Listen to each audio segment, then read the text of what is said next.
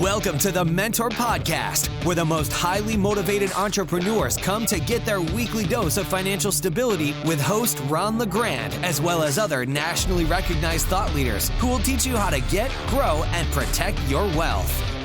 Well, hello, everybody, and welcome to The Mentor, an ongoing series of podcasts designed to help you make more money in life, keep more of it, and protect what you got after you get it. The Mentor is all about interviewing folks who are successful in life, and hopefully some of that will rub off on you. I have with me today Hector Padilla, which is a long-time student of mine. And frankly, I'm probably better off letting Hector tell you who Hector is. He's a little bit more qualified than I am. So welcome, sir. Thank you, Ron, for having me on the call. I truly appreciate it. A little bit background. Yeah, I was going to say, you've been around a long time. What year did you come into Planet Ron? So I had the privilege of meeting you in about 2002, 2003. Wow. And you taught me the fix and flip business. Okay. All right. And what happened to you since? So after I joined, started taking your boot camps and started traveling around the country to take your other courses, I did that, became very successful in the fix and flip business. And then I started my own real estate acquisition and investment firm. And I wanted to learn more about apartment buildings and commercial real estate. So then I joined your private mentorship program, and I traveled with you in 2004 and 2005, and was getting more of the private mentoring. So since then, now, fast forward several years, I have now purchased over $84 million in real estate. I am now focused on apartment buildings and commercial office space valued at $1 million to $25 million. And I've built up the firm. So now I have that passive income coming in, and now I have that time freedom. That's kind of a giant leap there, isn't it, sir? It definitely was a giant leap, but a leap worth taking. And to make it even harder, you live in California, don't you? I live in California, and everybody used to tell me that you could not do it in California, and I'm here to tell you that I've been doing it ever since 2000. And I started in 2000 in the business, but started following you in 2002, so I've been doing it since then. So they're probably still telling you can't do it in California, aren't they?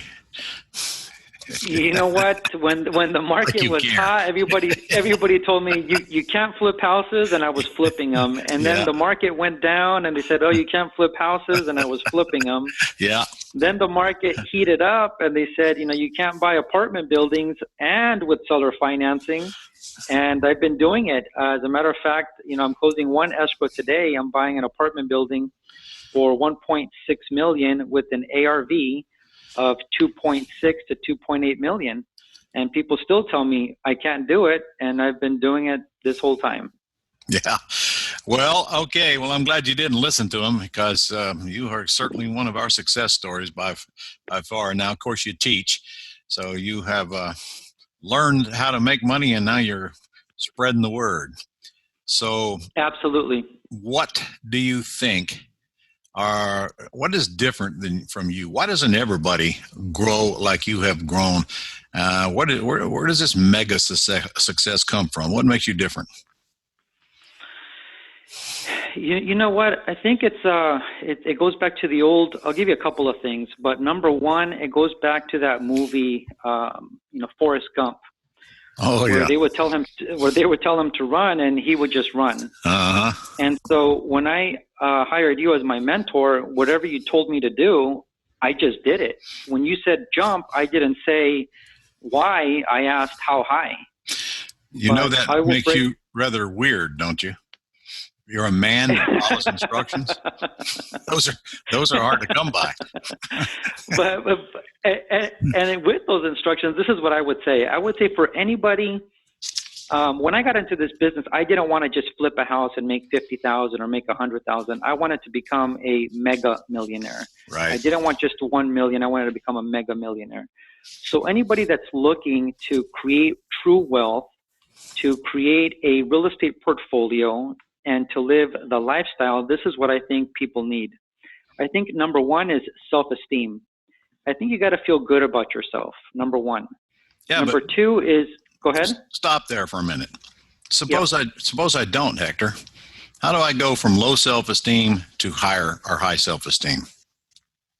Because that makes a good seminar, standing in the mirror, doing affirmations to yourself ain't going to change your self-esteem. Well, let me answer that question, but let me give you the 5 things that I think you need to become successful. So I'd say number 1 is self-esteem, and I'll touch back on that point. Number 2 is your self-confidence. Number 2, self-confidence. Number 3 is taking massive skilled action with adjustments. Number 4 is having a time-proven mentor, and that's where you came in with me.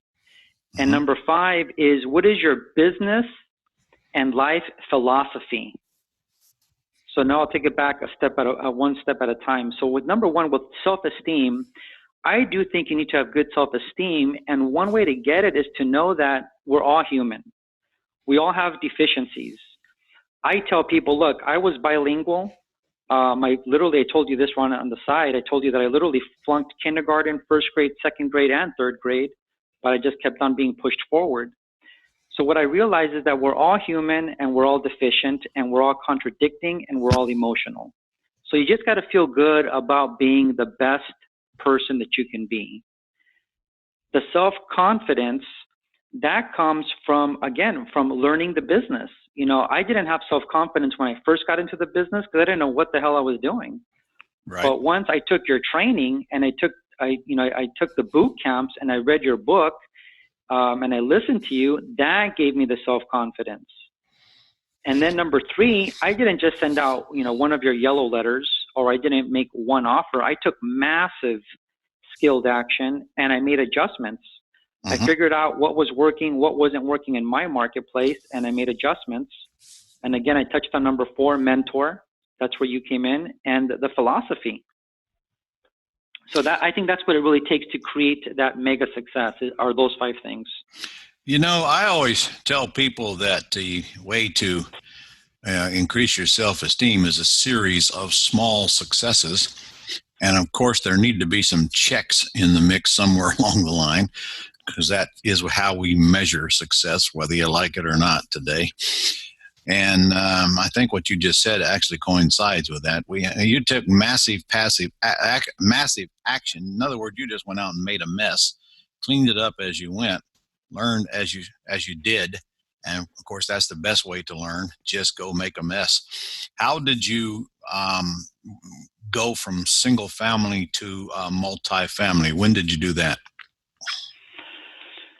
So I actually did my first 4-unit building kind of by accident. So let me take it a step back. My first property was actually a duplex that I did, but it was a burnt down duplex.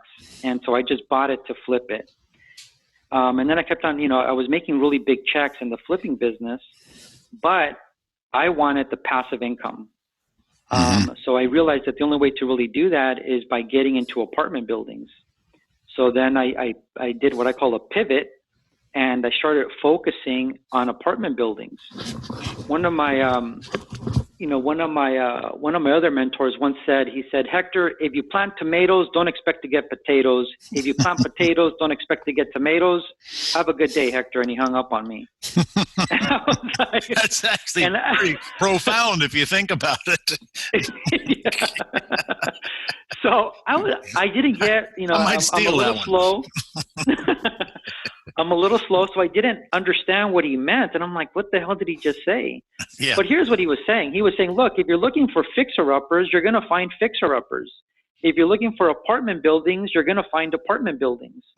So now fast forward again, now that I'm focused on $1 million plus, what am I finding?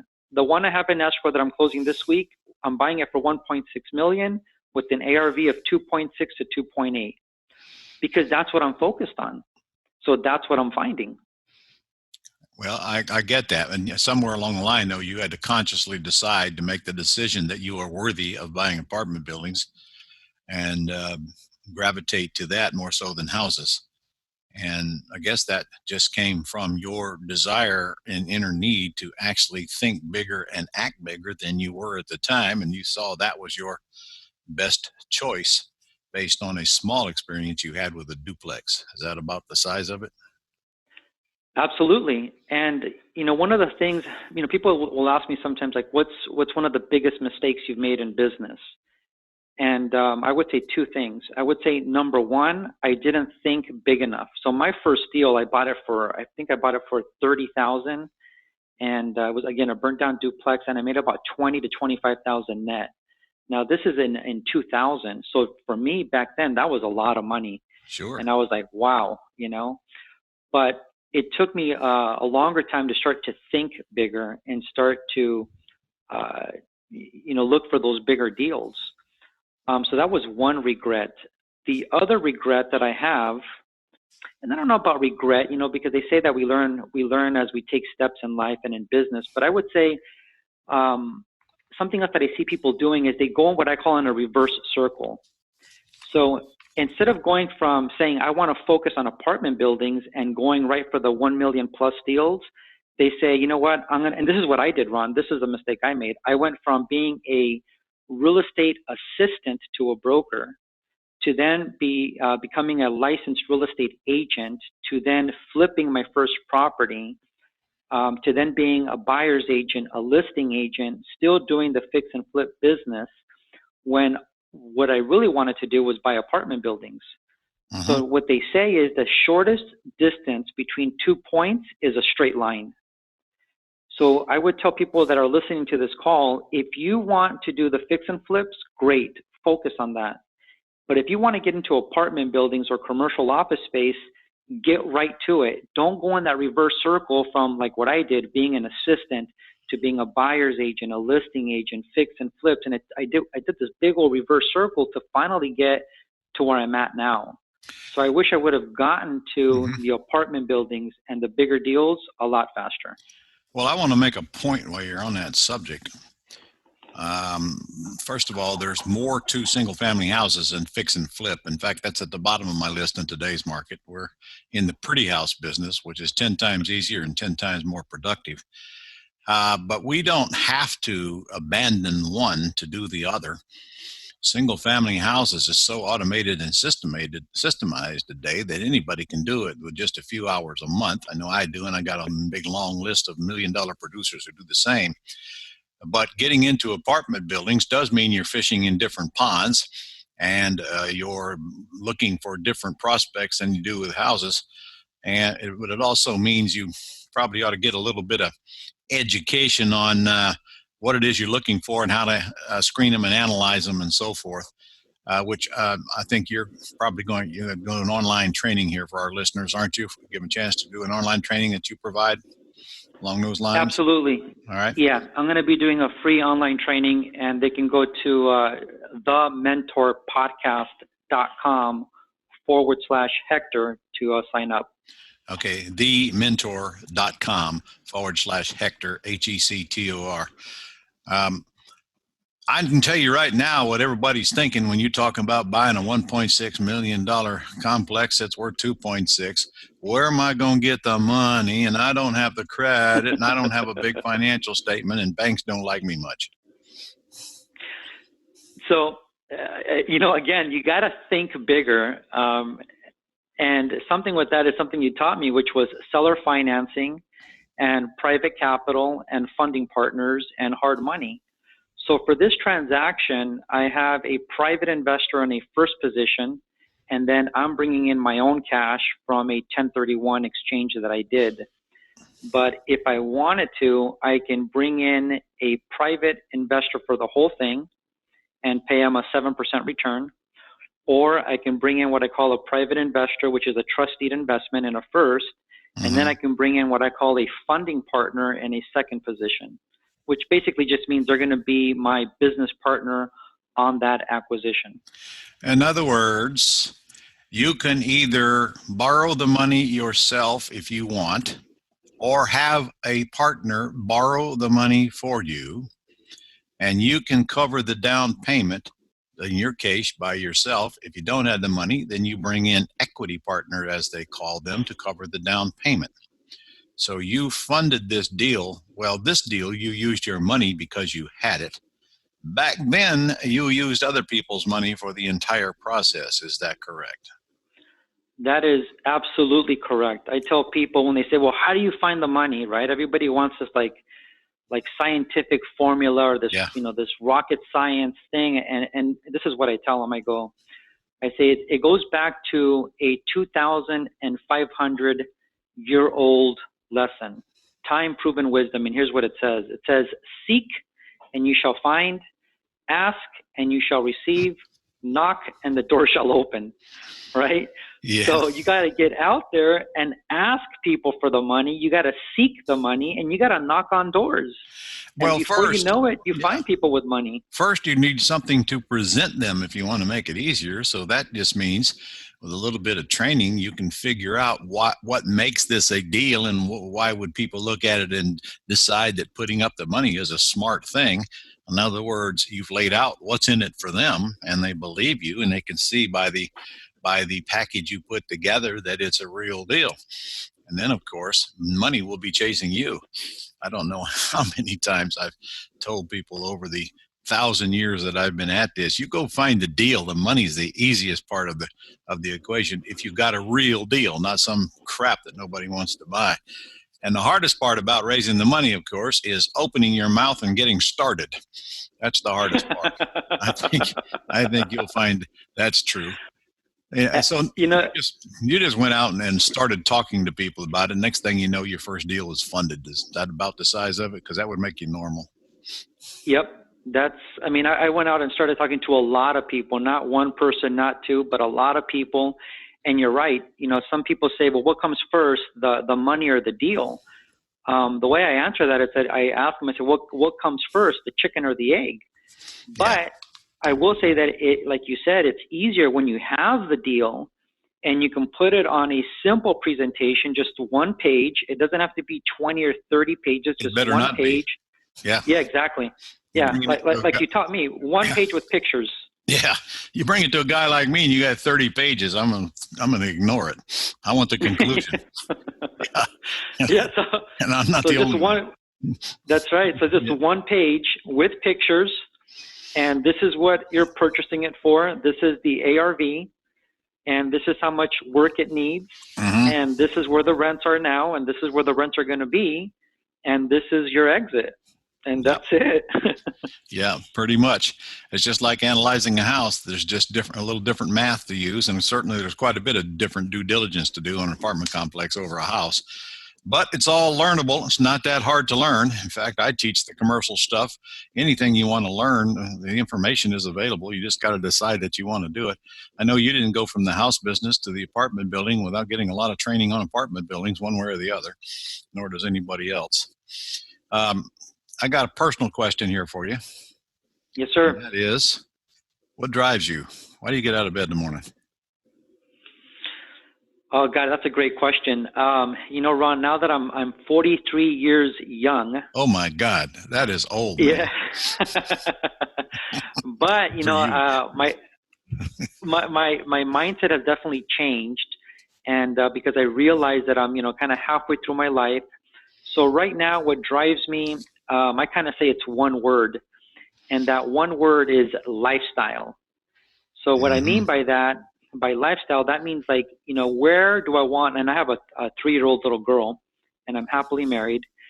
So what I mean by lifestyle is where do I want my little girl to grow up? What neighborhood? What schools do I want her to go to? What kind of vacations do I want to take? On Friday, Ron, we're leaving. I'm taking my family, my mother, or we have a traveling nanny / house manager. And on Friday, we're leaving and we're going to go tour Mexico for about 25 days. So all of that, the vacations you want to take, the restaurants you want to eat at, the kind of car that you want to drive, all of that is part of your lifestyle. Mm-hmm. So what kind of lifestyle do you want to live? And then what I tell people is they say, figure out how much is that going to cost you per month to live that lifestyle. Then what you got to do is you got to create that with the passive income that you can get by investing in apartment buildings, or like you said, investing in pretty houses. Mm-hmm. There's a lot of people making good money with that Airbnb business. Mm-hmm. There's people making good money by renting out the houses. Mm-hmm. So just create that passive income so you don't have to work. I was able to retire at 39. Okay. But I decided not to because what the hell am I going to do? Yeah. So that's what drives me, is creating that lifestyle for myself and for my family, for my parents. And something else that now drives me is I want to kind of walk in your shoes, Ron. I want to be Ron LeGrand to my students. I want Mm-hmm. my students to say, you know what, Hector, thank you so much for teaching me how to invest in apartment buildings and teaching Mm-hmm. them how to become mega millionaires. You're a lucky man. I didn't even get started till I was 35. And Wow. there wasn't any systems like there are today. There really wasn't the training that we had today, just a little bit here and a little bit there. So you're lucky you got started so young, sir. And are you sure you Yes, want to be sir. like me, old and decrepit? And no, let's don't go there. Okay. But I understand your need to teach. I get it. Believe me, I'm in my 70s now, and frankly, what keeps me going is teaching. I'd love to teach, and I will till I can't teach anymore. So good news is, though, you are qualified to teach, and you're not one of those that does more talking than walking. So good on you. So I appreciate that. I know you're not going to retire. I don't think you even know what that means. So you're just going to work till you don't want to work anymore? Is that about the size of it? That's it. I just told somebody, I said, I asked them, I said, do you guys know what's the number one drug used by mega millionaires? And everybody started saying that it was cocaine. Yeah. And they said, I said, no, it's not cocaine. It's actually dopamine, which is created in your brain. And dopamine just gives you that high. So for men like you, where you've already created your wealth, you've already, done it all, but you still get that high by seeing one of your students succeed. Yeah. And that gives you that high of saying, wow, you know what? I saw that kid. And I know you see this all the time in your boot camps, Ron, where some young kid or an older person comes up and they have no experience. Yeah. They take your boot camps, they take your training, and next thing you know, you get a testimonial that they just made their first million. Yeah, like you. Yeah. I can almost remember when you started. I cannot tell you I do, but geez, that was a long time ago. But I do remember you weren't all that bright back then.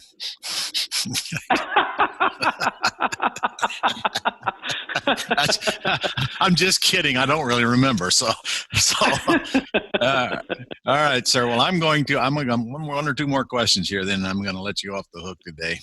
Yep. Well, first, people ask me all the time when I'm going to retire, and my answer is always the same: when I'm dead, or I don't know what I'm saying anymore. Right. Imagine what I would do when I were retired. God, sounds boring to me. If you look back, what would you do differently today that you wished you'd have done years earlier? A couple of things. So I'll give you a couple of them. Number one is what I call 3CP. And what that means is that crystal clear clarity equals power. When you are crystal clear about what you want your business to look like, mm-hmm. and what you want your life to look like, that mm-hmm. gives you power. So I would have wanted to be a little bit more clear when I started about what I wanted my lifestyle to be like. That's one. That's Number pretty two, profound, young man. In other words, thank you. How are you ever going to get where you want to go if you don't know where it is you're trying to get to? That's it, and people think that they chase the money. They think that mm-hmm. money's going to make them happy, mm-hmm. and they bust their ass, and next thing you know, they make their first 50,000 or 100,000, and mm-hmm. they realize that they're not any happier. You know what my wife will say to that? Those who think money doesn't buy happiness don't know where to shop. Well, I remember back when I met you, you said that your wife had a black belt in shopping. Yeah. She's kind of getting old now, so she's kind of getting over that. But anyway, anybody that says money's not important has never had it. That's all I can tell you. I've been rich and I've been broke. Broke sucks, man. It really sucks. All right. Well, go ahead. What was you about to tell me? So I would say something else is I would say for people to reflect on their 3 to 7 daily rituals. And I tell people, show me your daily rituals and I'll tell you why you are where you are, whether that's good mm-hmm. or bad.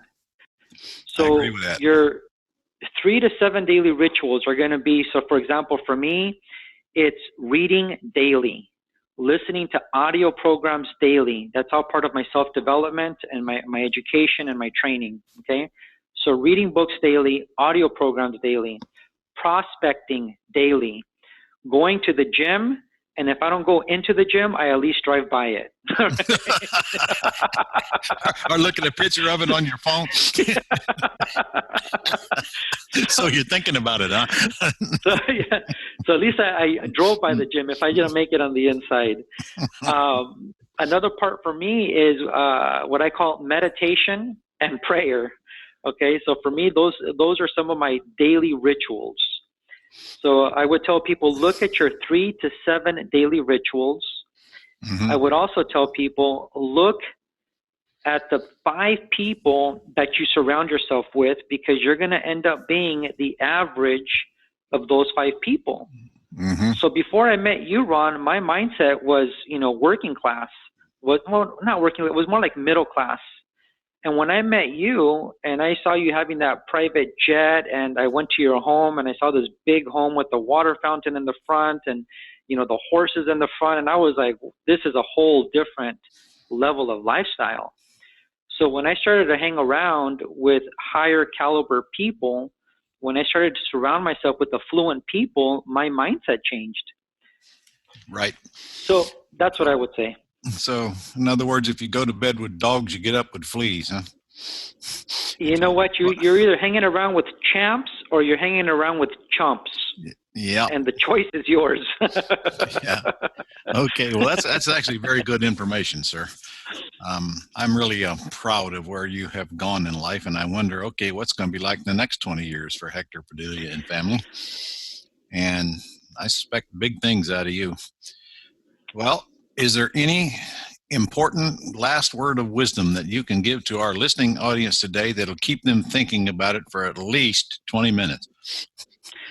Oh, my goodness. I would say the last thing I'm going to tell you guys is don't be your own crutch, and don't wait for a superhero to come to the rescue, because he's not coming. You need to be your own hero.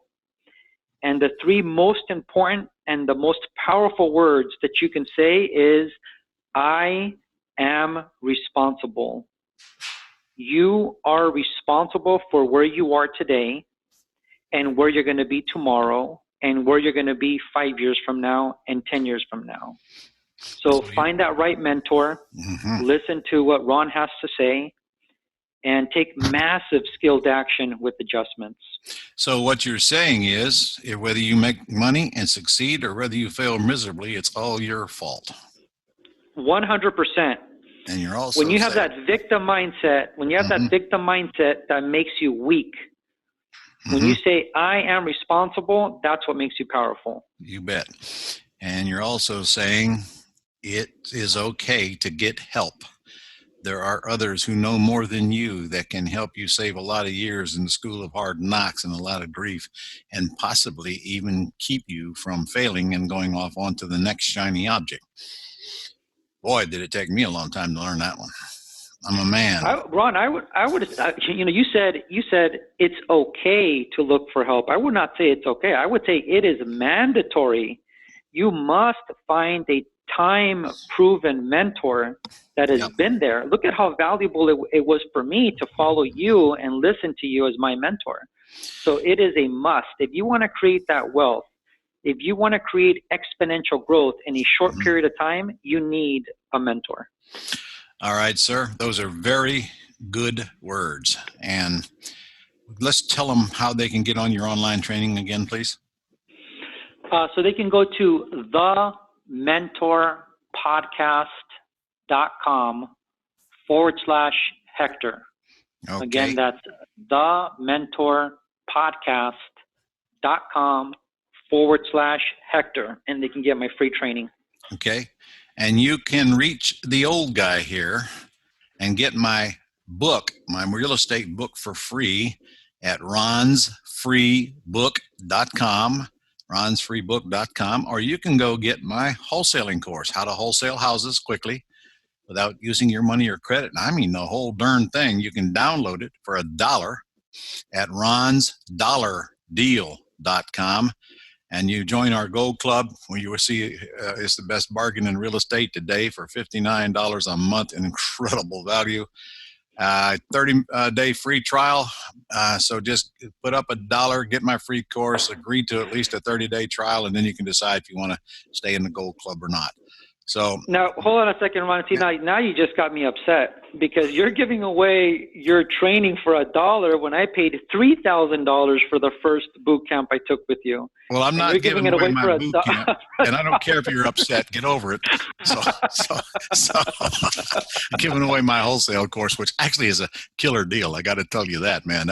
Honestly, that's a $500 course that I'm giving away there for $1. But the catch is you got to say yes to a 30-day free trial. So honestly, if you're really interested in what Hector and I have been saying today, that's kind of a no-brainer for you. Anyway, sir, I really appreciate you taking the time out today. Your knowledge is very valuable to our listeners, and I hope they get inspiration from you because you're a true example of how one should think and where one can go in life if they make up their mind that they're going to. So thank you very much. And I will see Ron, you. thank you for the opportunity, and thank you for the honor of being on your show. I appreciate it. You've made a difference, not just in my life, but my family's life. So thank you very much. My pleasure, sir. I'll talk to you all on the next Mentor podcast. Make it a great day. Take care, Ron. That's all for this edition of the Mentor Podcast. To connect with Ron and learn how you can attain financial freedom, as well as up-to-date strategies to grow and protect your wealth based on today's discussion, go to www.connectwiththementor.com.